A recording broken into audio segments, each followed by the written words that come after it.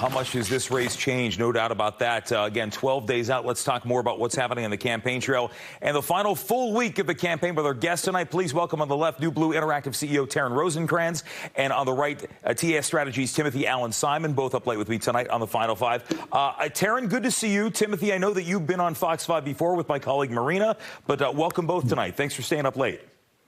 Thank you. Thanks for having me. Let me start with you on this, Taryn, because this was supposed to be a night where we were going to see what could have been another presidential debate. CNN had apparently extended the invitation to both campaigns. The Harris campaign ended up having a town hall.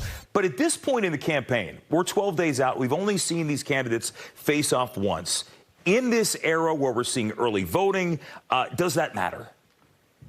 I think so. I mean, it was really a great opportunity for her tonight to be able to talk about the issues and really get at the heart of it without having to have someone go off on these unhinged tirades and talking about eating cats and dogs. I mean, the last one really set Donald Trump back, and it's clear that he wasn't going to engage in another set of debates because the last one, much like what it had done for President Biden, quite honestly, was just very eye-opening to a lot of people. And this gave her an opportunity to really talk about issues and be able to say, you know, let me outline what I want to do for the American people. And here's my agenda, and let's talk about it. Let's have a real discussion without all this back and forth and sort of obnoxiousness of, you know, throwing insults and name calling. We can really just kind of, you know, dig into what we really want to talk about. Yeah, but no matter what we saw, we saw, obviously, every time you see a change in a race and a big monumental shift, I mean, the vice president saw a bit of a bump.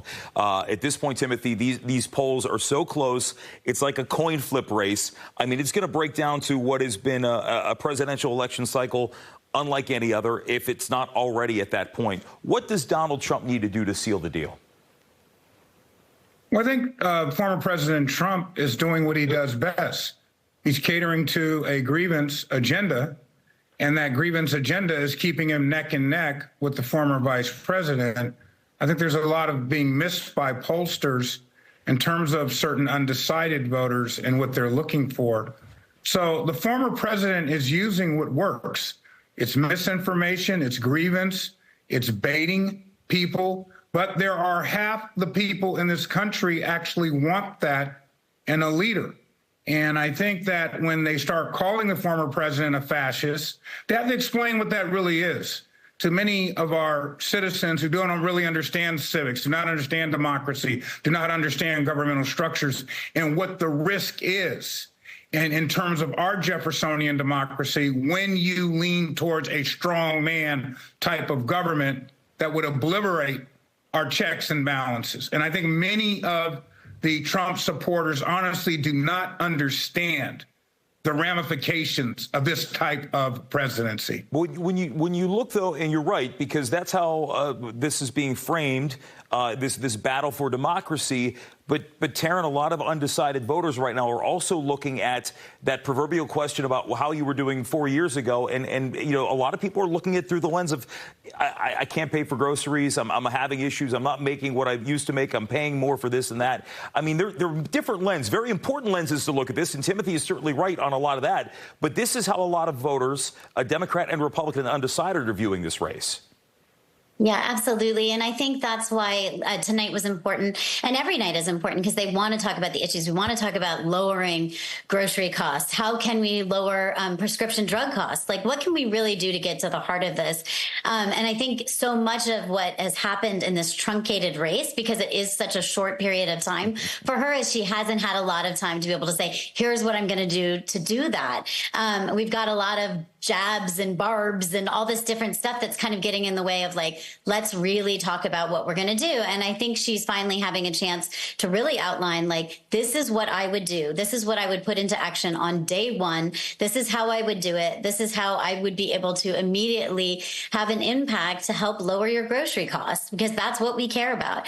And I think she's actually able to connect a little more. And that's what she's trying to do in these last, few days, as people are putting in their votes right now, and actually going to the ballot box. So, Timothy, if a lot of Democrats looking through the lens of like 20 years ago, if you were telling them that Dick Cheney and Liz Cheney were going to stand hand in hand with the Democratic nominee for president, they would say you're absolutely crazy. Is that alliance, does that change? Is that changing minds at this point? Because there are a lot of people within the Trump orbit who are saying, look, Liz Cheney's old news. We are the party of Trump and Tulsi Gabbard and others at this point. I think there are still, and you remind me of Bill Murray in Ghostbusters 1 saying dogs are sleeping with cats, but I think there are enough traditional Bush-Cheney Republicans, Reagan Republicans, who realize that even though they may not agree with many of the policies of the vice president, who is a friend of mine, they feel that the alternative would jeopardize the stability of our nation globally and domestically. Therefore, they're choosing a route. And I think it was Winston Churchill that said, do not allow perfection to be the enemy of progress. They're choosing a route that is a progression away from the Trump dynasty.